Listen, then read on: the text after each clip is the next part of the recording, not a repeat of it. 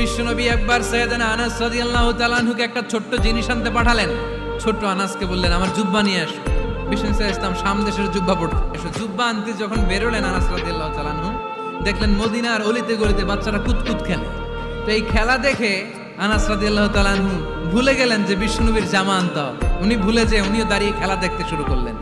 এখন ঘন্টার পর ঘন্টা যায়, আনাসও আসে না, জামাও আসে না। বিশ্বনবী ভাবলেন, হায় রে, আনাস মনে হয় ভুলে গিয়েছে, কি আর করা যাই, নিজের জামা নিজেই নিয়ে আসে। বিশ্বনবী বের হলেন জামা আনতে। বের হয়েই দেখে মদিনার গলিতে বাচ্চারা খেলতেছে, ওইদিকে আনাস রাদিয়াল্লাহু আনহু দাঁড়ানো। বিষ্ণু সাল্লাল্লাহু কিছু বললেন না, যে উনিও আনাস রাদিয়াল্লাহু তাআলা আনহুর পাশে দাঁড়িয়ে খেলা দেখতে আরম্ভ করলেন। সুবহানাল্লাহ পড়বেন না? সাইয়েদনা আনাস খেলা দেখতে দেখতে দেখতে দেখতে দেখতে দেখতে হঠাৎ বিশ্বনবীর দিকে চোখ পড়ে গেছে। বিশ্বনবীর চোখের দিকে যখন সাইয়েদনা আনাস রাদিয়াল্লাহু তাআলা আনহুর চোখ পড়ে গেছে, সাইয়েদনা আনাস বলে, আমার কলিজাটা এখান থেকে এই দিকে চলে আসছে ভয়ে। উনি বললেন, আমার গলা শুকিয়ে